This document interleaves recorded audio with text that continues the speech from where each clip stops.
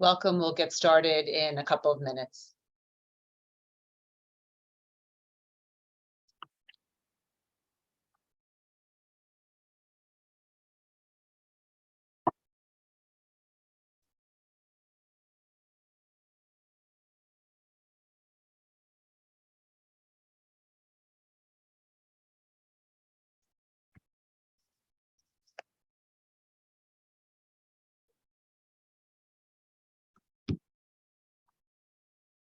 Good afternoon. I'm Jennifer Gross, CEO of American Friends of Tel Aviv University. I'm pleased to welcome you to today's webinar, The Ukrainian War and Israel's Dilemma, featuring Dr. Sarah-Masha Fainberg. Dr. Fainberg is a senior researcher and head of the Great Powers Research Program at Tel Aviv University's Aspire Center for Air and Space Studies. In her role, she focuses on Russian and Chinese policy in the MENA region, the countries of the Middle East and North Africa. In addition, Dr. Fainberg serves as a lecturer in the Master's Program for Security and Diplomacy Studies at Tel Aviv University and is an adjunct professor of Israeli Affairs at Georgetown University in Washington, D.C. Dr. Fainberg previously served as policy and strategic advisor for Israel's Ministry of Defense and was a research fellow at the Institute for National Security Studies, which is also known as the INSS. She has been involved in NGO activities in Russia, Ukraine, and the United States. Dr. Fainberg holds both an MA and a PhD in comparative politics from Sciences Po in Paris. Today's webinar will consist of two parts: a briefing in which Dr. Fainberg will lay out the strategic and ethical dilemmas that Israel faces with the ongoing war in the Ukraine, followed by a robust question and answer discussion. Please participate by writing questions in the Q&A box on your screen, and we will try to get to as many as possible. It is now my pleasure to welcome Dr. Sarah-Masha Fainberg. Today, Good afternoon. Today, we are going to address two main topics. First, the war in the Ukraine and its dynamics. We will discuss how Moscow's approach to this war has changed in the last 9 months and to what extent Putin can afford a war of attrition. Second, we will explore the repercussions of the war in the Middle East by focusing on Israel's dilemmas regarding involvement in the war in the Ukraine. So let's set the scene. We are now 9 months into the Ukraine war. Can you please give us an overview of where things stand? So first of all, good afternoon, everyone. I'm delighted to speak with the American Friends of Tel Aviv University. I'm located at Tel Aviv University, and it's a pleasure to talk to you, Jennifer, tonight about dramatic current issues going on in Ukraine from an Israeli perspective. So in terms of setting the scene, we are, as we speak today, in a difficult situation for both sides, both from Moscow and Kiev, with intense fighting going on in the east, the northeast, and the southern regions of Ukraine. On the Ukrainian side, President Zelensky said yesterday that the situation is difficult. You have intense fighting, difficult fighting in the eastern part of Ukraine that follows a brief period of euphoria, a brief period of joy from the Ukrainian side that was triggered by the major achievements of the Ukrainian counteroffensive in the fall, when the Ukrainian armed forces were able to liberate significant parts of the Russia-occupied territories, liberating the city of Kherson on November 11th, and pushing back the Russian line on the northeastern region of Kharkiv. On the Russian side, Jennifer, there is also a sense of stalemate, as all the efforts of the Russians are now concentrated on the northeastern city of Bakhmut in the Donbass region.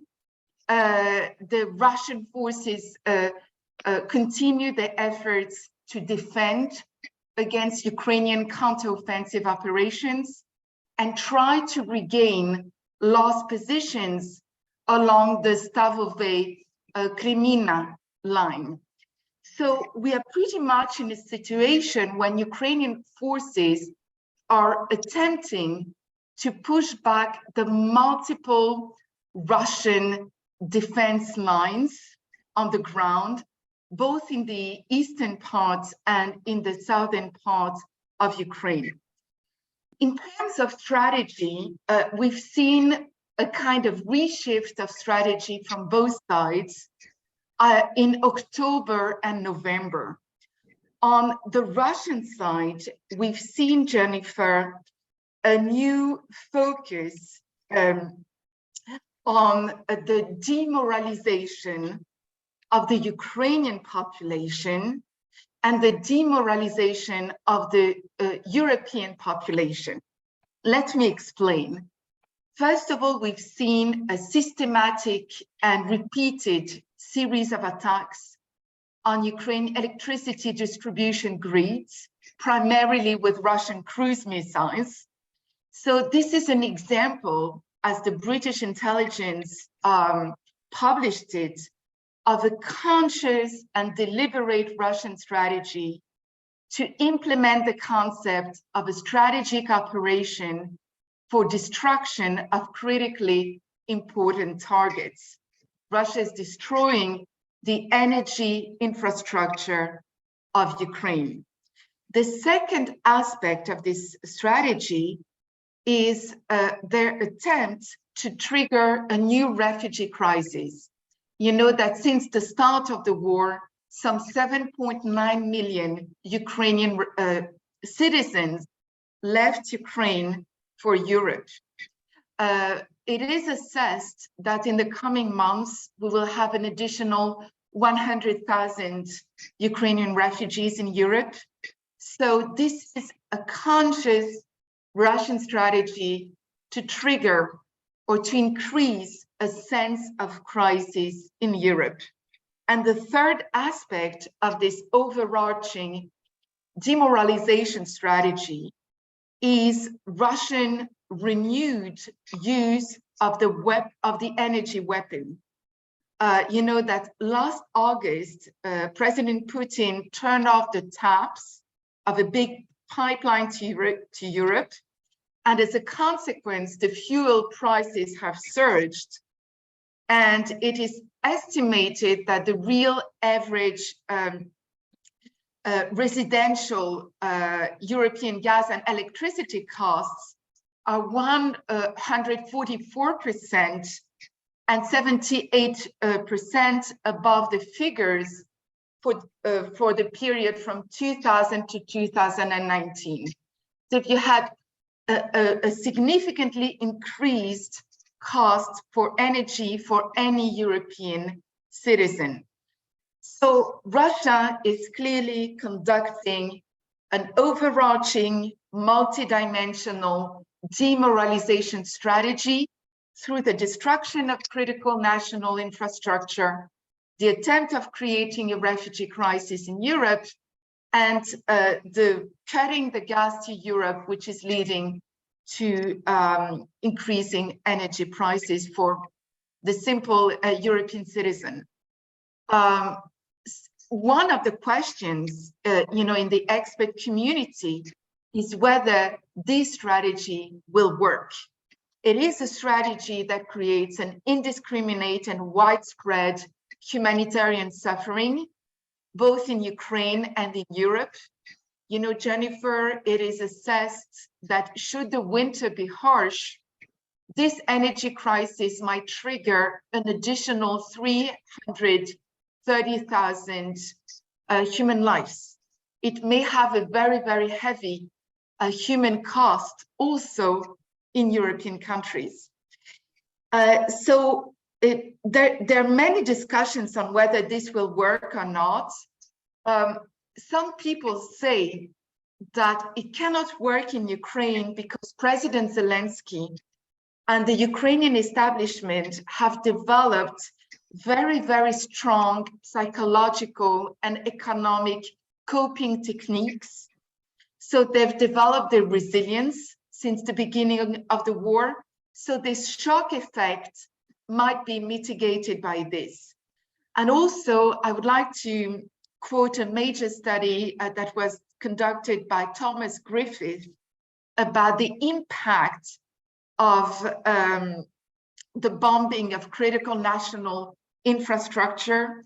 You know, for example, the US Air Force bombed the CNI in the Korean War, in the Vietnam War, during the Gulf War. And each time it was proven that it didn't have a major effect on the course of the war.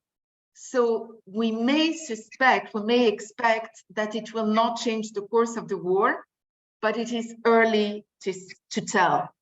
And another aspect of this is that Russia has already lost a significant proportion of its suitable missiles against tactical targets, such as critical infrastructure. So this is from the Russian side.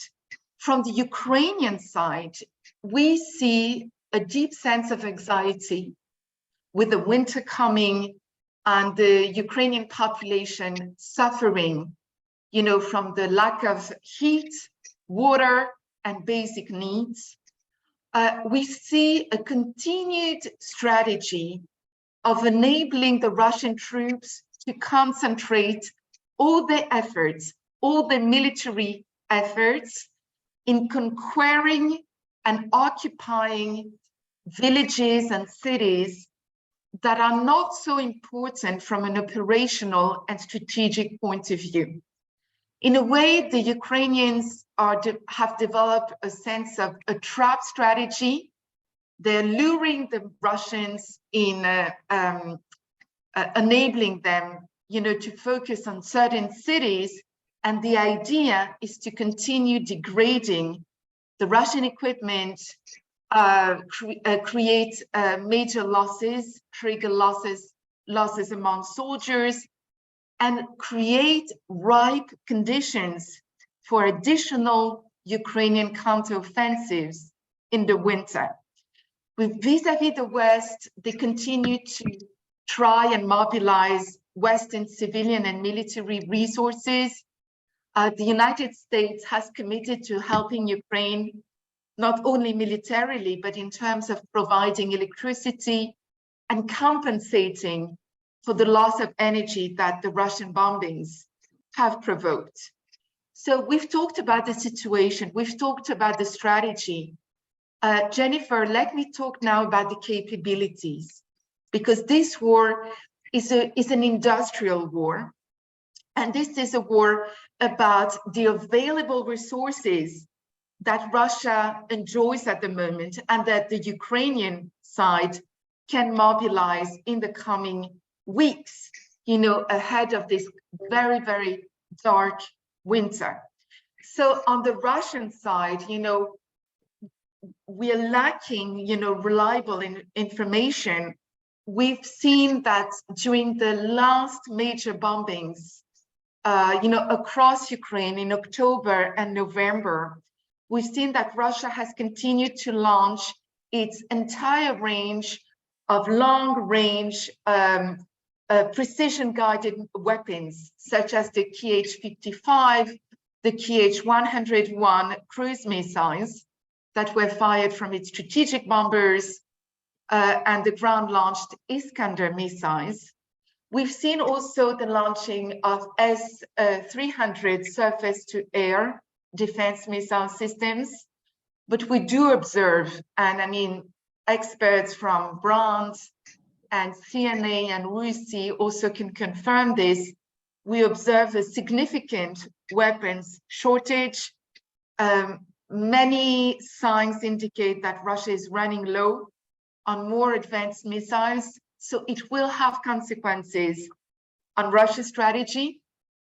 Russia can become very escalatory because it's losing its arsenal of conventional weapons. So this is a major development that we need to closely follow. On the Ukrainian side, Jennifer, there is a tragic contradiction between words and capabilities. The United States and other European countries are constantly declaring that they're going to continue helping Ukraine until the end. But it is clear that the United States is running low on some high-end weapon systems and ammunition available for Kiev. So there is a huge strain on the weapons stockpile of the United States and on the ability of the industrial base in the military industrial complex in the US to keep up with the pace of this high intensity war in Ukraine.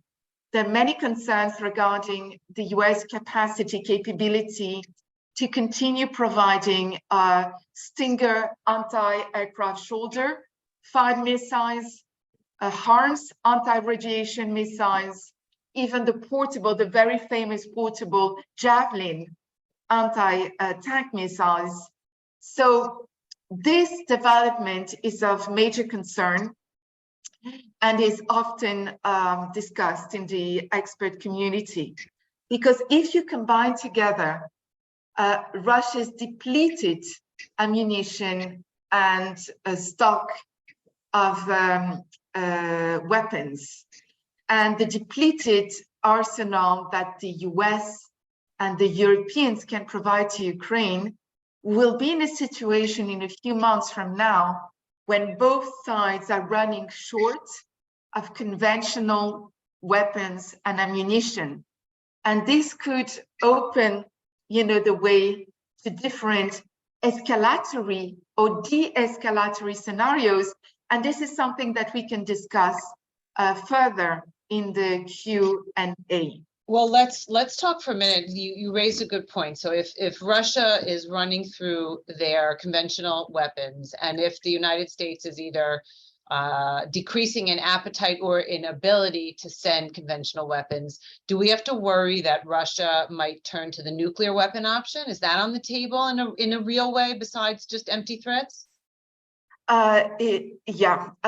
According to Russia's escalation management strategy, and I'm referring here to the writings of Michael Kaufman and Anya Fink from the CNA, there is a possibility that when Russia will feel threatened and will feel that the very existence of the state is in danger, and remember that for Russia attacking the eastern territories of Russia, it is equivalent to attacking the Russian Federation.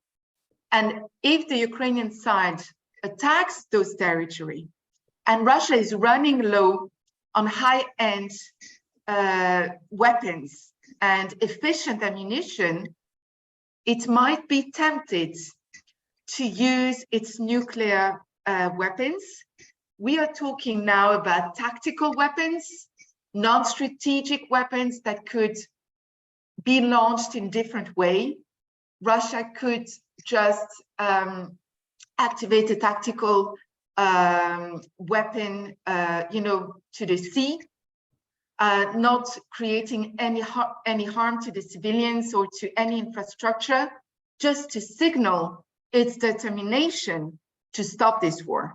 This is a way for Russia to stop the escalatory dynamics by signaling its very strong resolve and its determination to go higher in the escalation dynamics. We call this escalate to de-escalate, right? This is a way to create a credible threat of the use of a strategic nuclear weapon by signaling, by threatening.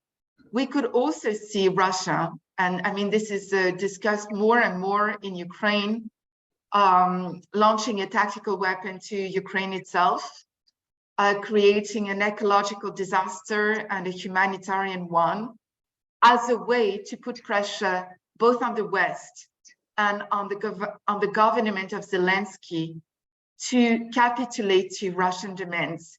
Because after all, Jennifer, the demoralization technique that Russia is using in Ukraine, by plunging Ukraine into the dark and plunging Europe to a very cold winter, is just designed to shorten the kinetic phase of this war.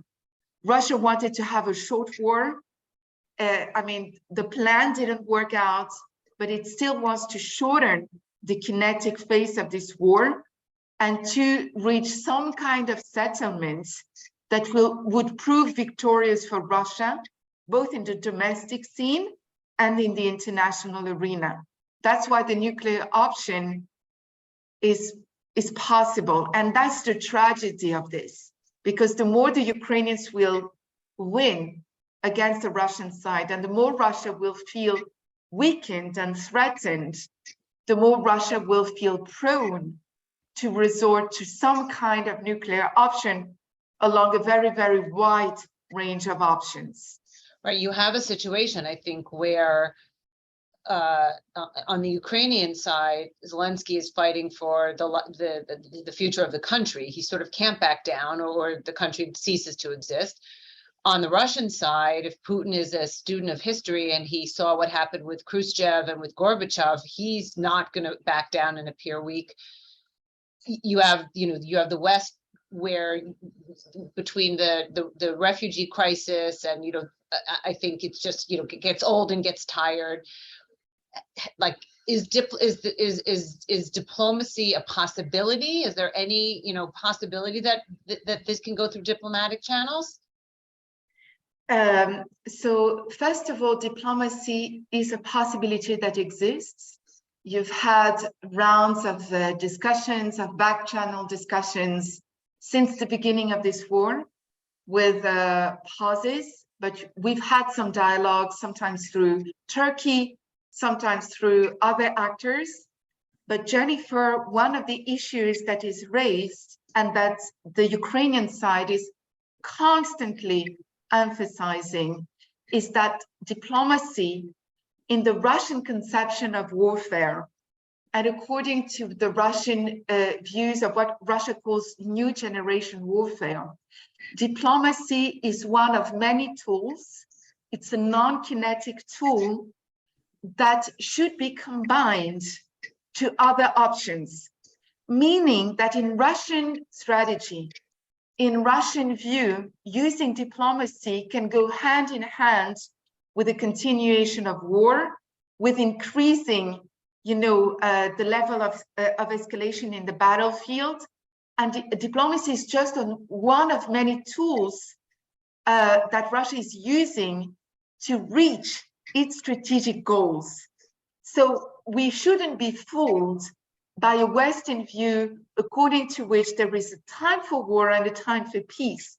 Russia has a very syncretic, integral approach to this, in which diplomacy is one of many tools, like informational warfare, like cyber warfare, which is part of informational warfare, like psychological warfare, to put pressure on the other side to reach its strategic goals. And in terms of its strategic goals, I just want to make the point that they have slightly changed since the beginning of this war. At the beginning of this war, let's go back to February 24th.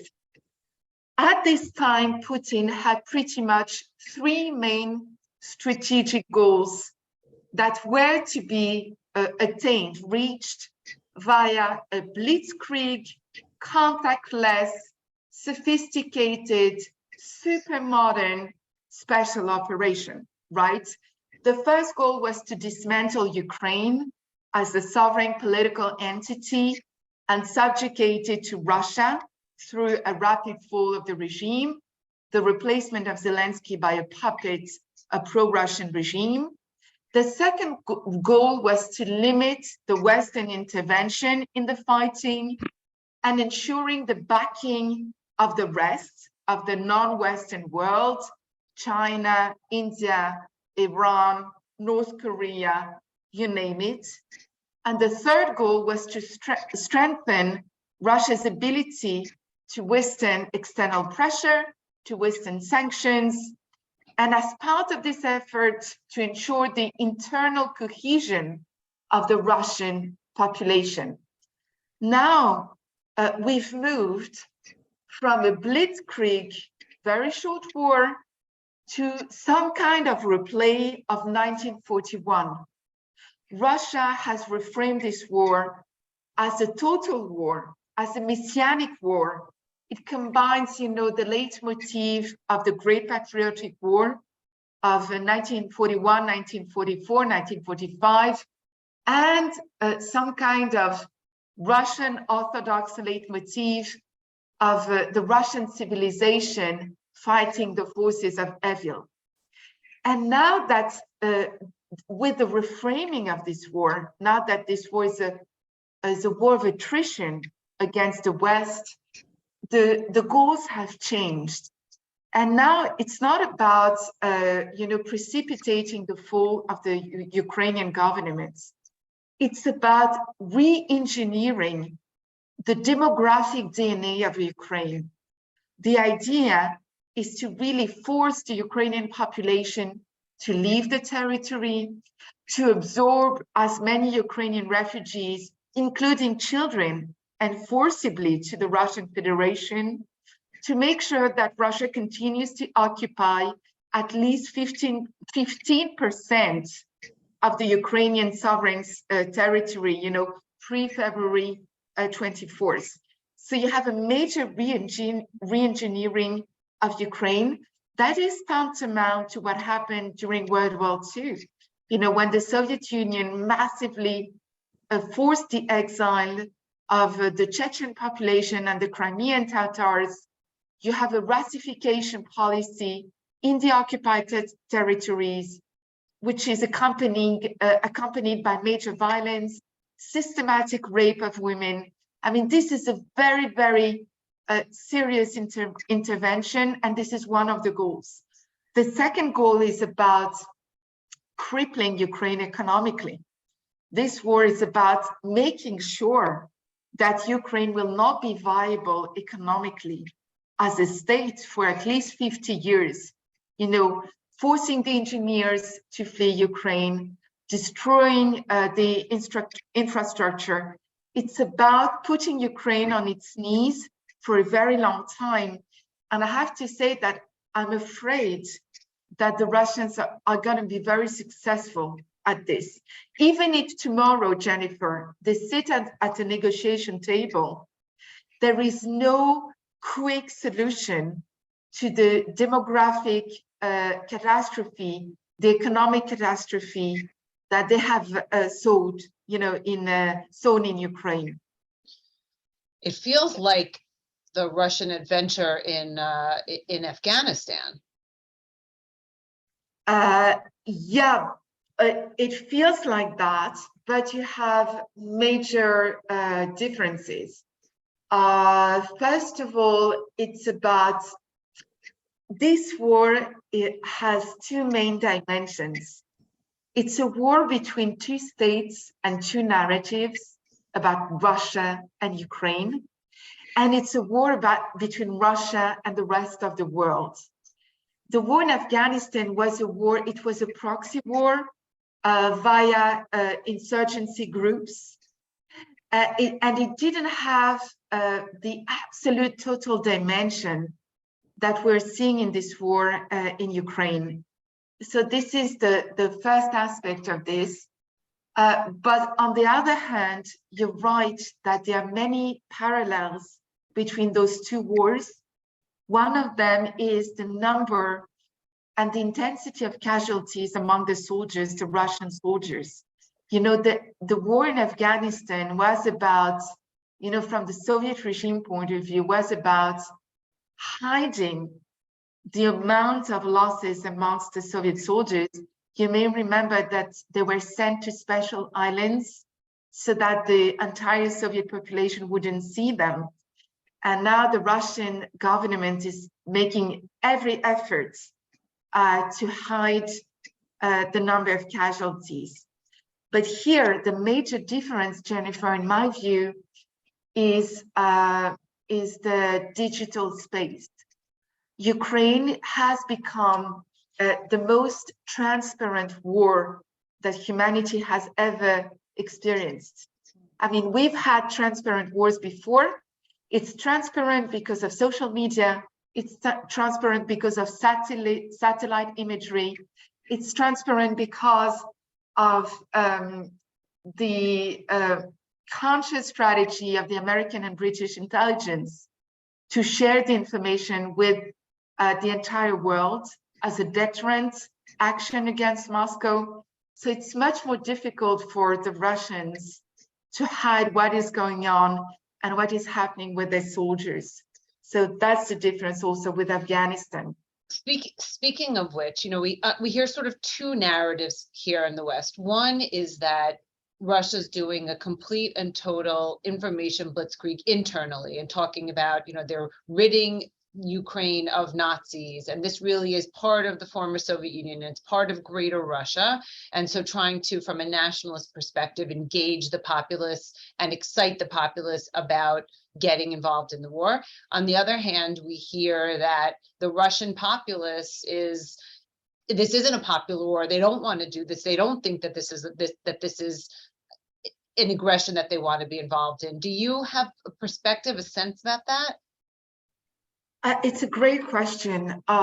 First of all, it is extremely difficult to assess the pulse of Russian society because most sociological surveys are either manipulated and modified by the Russian propaganda or hidden.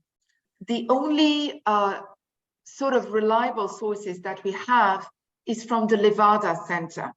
The Levada Center in Moscow, which is considered now to be a foreign agent.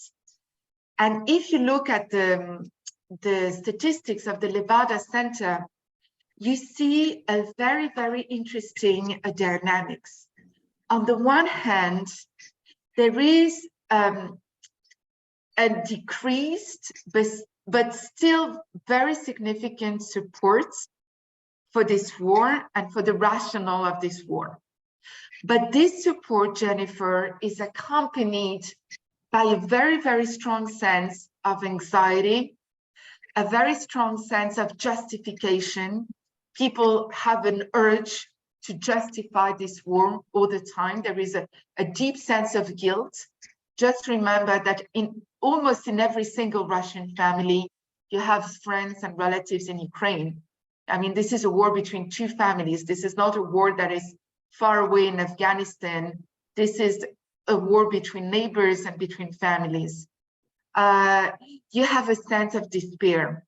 I mean, it might sound anecdotal, but you had a major increase in the consumption of antidepressant in Russian society.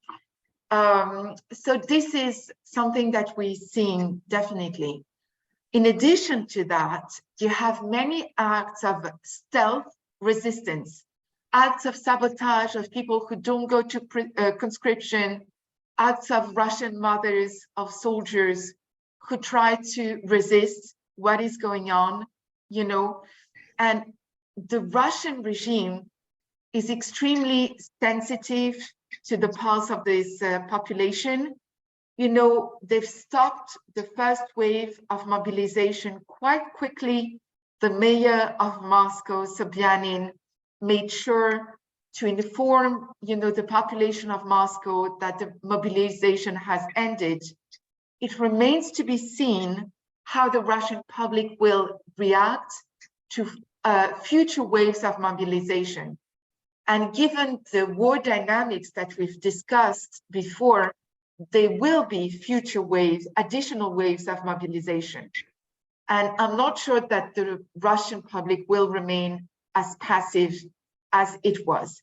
Another dimension to this, and I think it's worth mentioning it, since the beginning of this war, some 900,000 Russian citizens left the country out of a population of, you know, 143 million of Russian citizens. These are people, these are the most educated people, people from the Russian elites, the most globalized parts of the population, you know, from Moscow, St. Petersburg, Novosibirsk. And the Russian regime, the Russian authorities have deliberately let those people leave the country.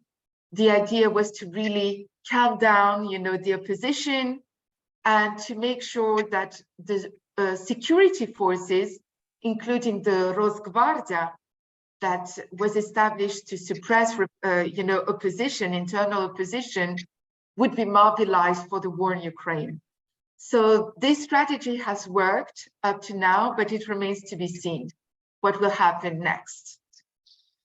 Okay, so you live in Israel. You've worked for years on Israel-Russia relations. Let's zoom in. Let's talk about Israel and its reaction to the war in Ukraine.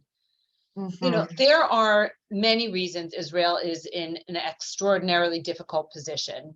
Among them, potentially losing Russia's cooperation regarding Syria, potential Russian-Iran rapprochement, Israeli tech going to nefarious third parties. Those are just, three possibilities.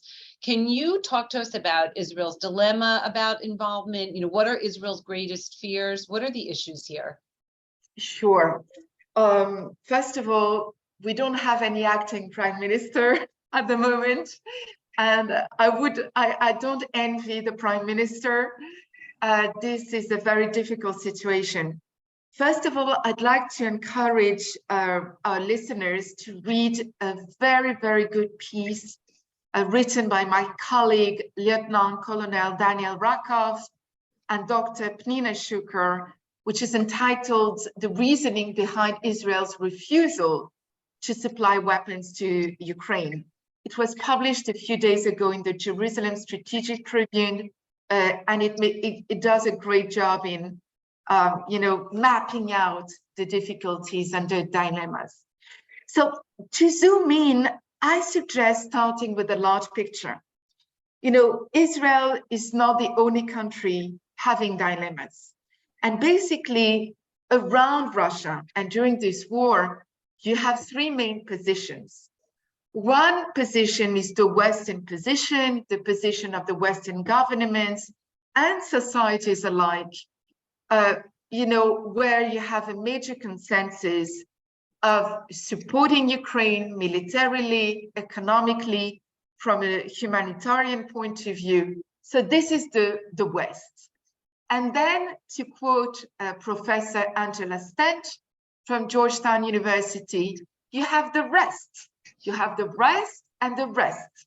The rest is the bunch of either pro-Russian or neutral countries, the countries that do not apply sanctions against Russia, that do not condemn Russia in international fora, like China, like India, like most countries of the Middle East and North Africa that remain neutral or adopt a position of strategic ambiguity between Russia and the United States. And you have also, of course, the Russian allies, Iran and North Korea, that give active military support to Russia in Ukraine. And the question, Jennifer, is where is Israel? Is Israel with the West, or is Israel with the rest, with non-Western countries? And this is the question that President Zelensky, the grandchild of a Holocaust survivor, an openly Jewish president, is asking the only Jewish state in the world. President Zelensky is saying, are you on the right side of history? Are you aligned with the universal values of the West and with your only strategic ally in the world, the United States? Or are you dancing with Russia and the rest? So it's been a major debate since the beginning of this war. And this debate has mainly focused on the Iron Dome question, on the question of whether Israel should provide Ukraine with the short-range anti-rocket system, the Iron Dome, in the context of the war in Ukraine. President Zelensky recently said that what Ukraine needs most is good air defense systems, and you have 5 countries in the world having excellent, air defense systems, and Israel is the top among them. So why Israel doesn't provide Ukraine with those weapons? In addition to that, in the last months, Iran has become a military actor in Ukraine, sending advisors, technicians, providing Russia with loitering munitions, with suicide drones like the Shahed 136 or Arash 2, or with its reconnaissance drone Mujahir 6. And of course, we've had very concerning reports about the prospect of Iran providing Russia with ballistic missiles in Ukraine. So Ukraine basically is becoming a testing ground of all the weaponries, all the systems that Iran will probably use against the Israeli front.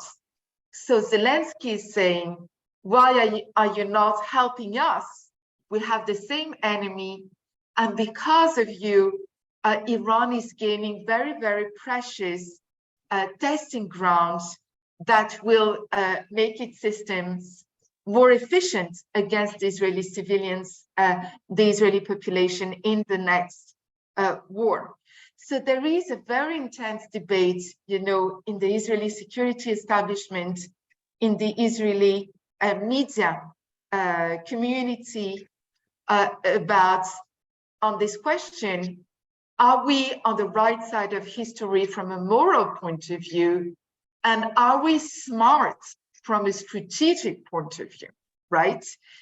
So let's dig into that debate. So why Israel, has provided Ukraine only with humanitarian assistance, with some kind of diplomatic condemnation? From this point of view, Israel aligns with the West. Israel has condemned this war. Israel has not recognized the annexation of the eastern and southern territories of Ukraine by Russia. Israel has tried to provide some behind-the-scenes help. Israel has offered to provide Ukraine with an early warning system for missile attacks. And of course, Israel is a refugee state for Ukrainian Jews. Some 14,000 Ukrainian Jews, moved to Ukraine since the beginning of the war. So Israel is maintaining this balancing act for tactical reasons and strategic reasons. On the tactical side, and it's been debated, and it's a well-known point, but let me come back again to this point. Israel is making the argument that the Iron Dome is not a good fit for ballistic and cruise missiles. Israel is also making the argument that the Iron Dome is good for short-range interception, and it's good for a small territory. It's not good for the largest country in the world, in Europe, after Russia. And also Israel is making the sound argument that why Israel should deploy Israeli IDF soldiers, to Ukraine, when other armies, NATO armies, do not send soldiers to the Ukrainian front lines. The Iron Dome systems needs to be activated by people who know how to activate them. It needs at least 9 months of training. So that would be very, very perilous. From the strategic point of view, and Israel, and this point is made by many, leaders in the Israeli security establishment, such as Amos Gilad and others, it would be a very, very big mistake for Israel to alienate Russia, to make Russia an enemy, you know, at this juncture. Israel has very important tactical interest in Syria, where it has established a deconfliction mechanism with the Russian forces in Syria that enabled the Israeli Air Force to maintain its freedom of operations in Syria.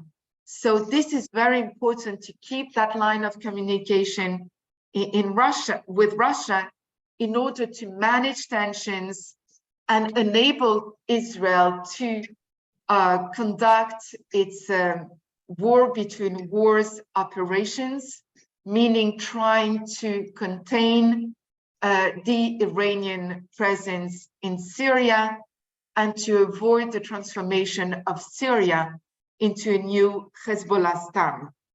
The second reason, the strategic reasoning behind this, is Israeli fear that Russia may react to Israel's providing weapons to Ukraine, even non-lethal defensive weapons, by immediately providing Iran with sophisticated weapons.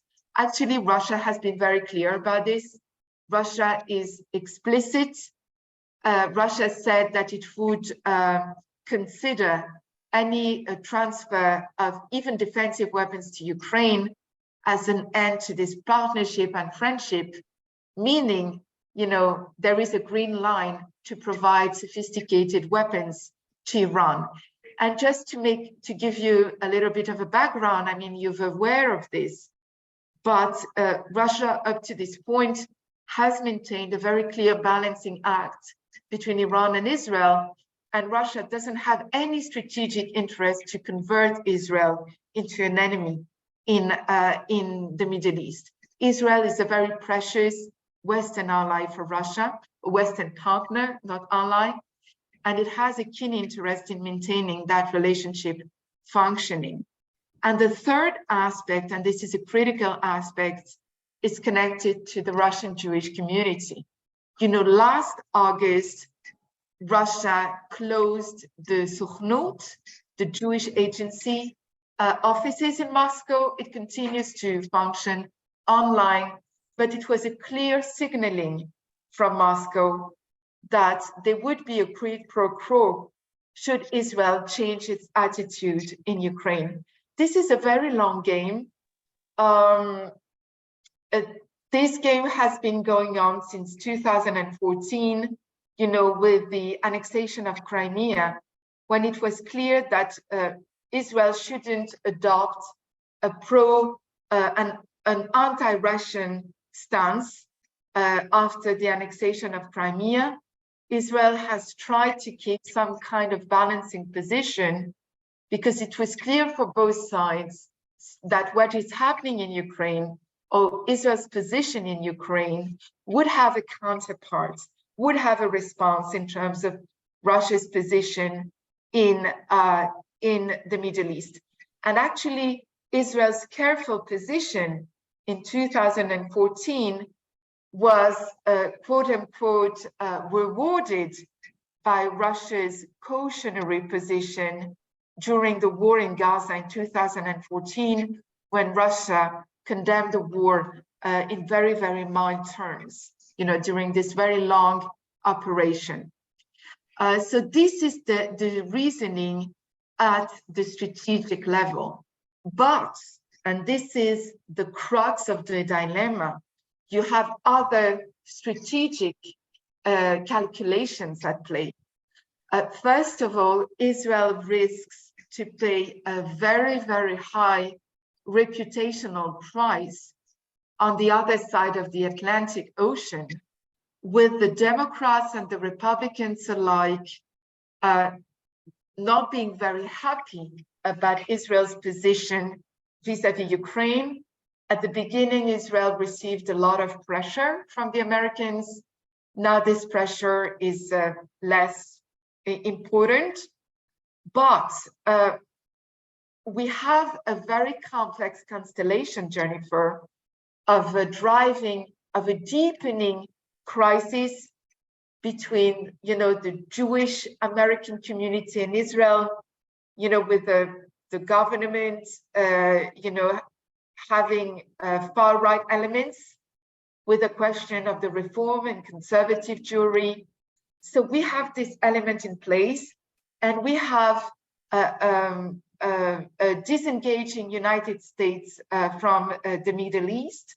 So all those factors combined, we could say that this is not the best idea for Israel to very markedly disengage itself from the American policy vis-a-vis Ukraine. So the dilemma is about how long can Israel maintain this balancing act between Russia and the United States? Should Israel think short-term, or should Israel think long-term? And very importantly to me, is to what extent can Israel drive a wedge between its ethical position and its strategic interest? Should we consider that values and interests align, or should we consider that there is a contradiction, a built-in contradiction between values and interests? From an ethical point of view, Israel is one of the countries that understands most what it means for a civilian population that is experiencing what is considering to be a genocide. For the Ukrainians, it's some kind of genocide from their point of view, of not receiving help from a country that has one of the best tools in the world, to contain or to mitigate that risk. The second ethical dilemma is that you still have a thriving and important Jewish community in Ukraine. And one of the mandates of the Israeli state, of the Jewish state, is to protect Jewish populations across the world. So here the dilemma, and I'm just opening the Pandora box of questions, is, should Israel try to work to protect the Ukrainian Jewish community, which has thrived in the past 2 decades? Ukraine has become a small Jerusalem for Hasidic Jews. Or should Russia, privilege the Russian Jewish community, in that war? So you have a lot of questions. I don't have the answers to those questions. I think this is something that we should address in the Q&A session. Yeah, it sounds like it's sort of a lose-lose situation. If Israel decides to go with the West, then there could be real strategic implications and repercussions. If Israel decides to go with the rest, then there's real ethical, do you come down on the wrong side of history? It's a pretty difficult position. And then kind of who's leading the charge in Israel now that Netanyahu's, trying to put together a government, right? Yeah, absolutely. And add to the Israeli internal political instability, the dynamics of the war itself. It is one thing to maintain some kind of balancing act when there is a certain threshold in that war. But Jennifer, should the war should Russia decide to go nuclear, even with tactical weapons, that may change the calculation from an Israeli point of view. To what extent can you maintain that balancing act? That could just be the bridge too far. Given that Putin seems to have a special feeling for Israel, a special kind of relationship, is there any opportunity for Israel to play behind the scenes, try to negotiate and help Putin be able to kind of stand down or de-escalate? I don't think so. At the beginning of this war, Israel Prime Minister Bennett positioned himself as a mediator between Russia and Ukraine, by virtue of the friendly relations that Israel has established between, with Russia and with Ukraine alike, and because Israel is a connector between the Russian Jewish community and the Ukrainian Jewish community. So Israel has a special role to play. Now, but I may be wrong. I'm not, I speak for myself. I'm not an Israeli official. I'm not working for the government, but it seems that Israel is in a weak position to play that kind of mediation for all of Putin's love to the Jewish people. In addition to that, this love is coming under very strong constraints. First of all, Putin needs to travel and to beg for Iranian drones to continue that war. So Russia is in a very toxic relation of dependence with Iran in terms of providing Russia with loitering munition and missiles.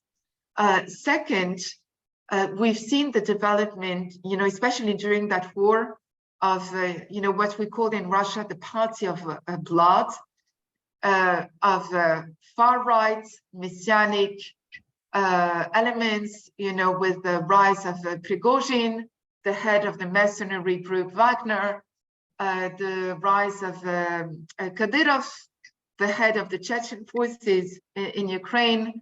So, I mean, it would be, in addition to that, you've seen a surge of anti-Semitic declarations in Russia because this war is framed as a denazification campaign, and the head of Ukraine is a Jewish president. So you have a very, very complex and toxic Jewish and anti-Semitic leitmotif in the Russian media, playing with Jewidophilia and anti-Semitism, philo-Semitism and anti-Semitism alike. So this is a very, very slippery slope. So Putin would be in a difficult situation, given, the new narrative that the Russian media is creating, and that he's not controlling up to the end. You have far-right elements, you have anti-Semitic elements coming from the defense establishment, and Putin doesn't have 100% control over this. We have a question from our audience about Ukraine's position in the UN with regards to Israel. Can you discuss that a bit? Yeah, that is true that Ukraine has surprisingly, from an Israeli point of view, condemned Israel at the United Nations. On the question of, if I'm not mistaken, of the weapons of mass destruction, this was a shock for Israel, that after all is a country that has provided Ukraine with extensive humanitarian assistance, that has helped for the repatriation of not only Israeli citizens from Ukraine, but also citizens from all over the Middle East, Egypt, Palestinian citizens, and all over. Israel feels that it has done the maximum it could have done for Ukraine, given the strategic constraints and the tactical constraints that we've discussed. And in a very interesting twist, President Zelensky said that he didn't agree with that. He wasn't aware of that decision, and that this decision comes from the Foreign Ministry of Ukraine. So as if, there was some kind of a misunderstanding between the two.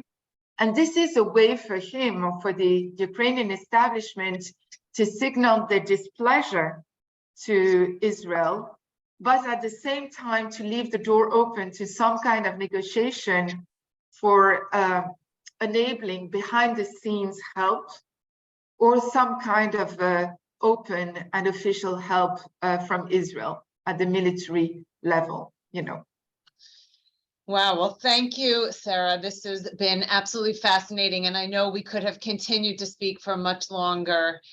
Clearly, this is a difficult situation for Israel, and no easy answer to be either, sort of right or secure. We so appreciate you taking the time to share your knowledge and analysis about the Ukraine war and the issues with regards to Israel and surrounding it in general. Thank you to our friends in the US and around the world for joining us today. If you would like to learn more about the work being done at Tel Aviv University, I encourage you to watch some of the webinars found on our website, which is www.aftau.org. Once on the site, you can scroll to the webinar library and view the more than 60 webinars that are hosted there. Again, thank you for joining us today and wishing everyone a happy and healthy holiday season. Thank you.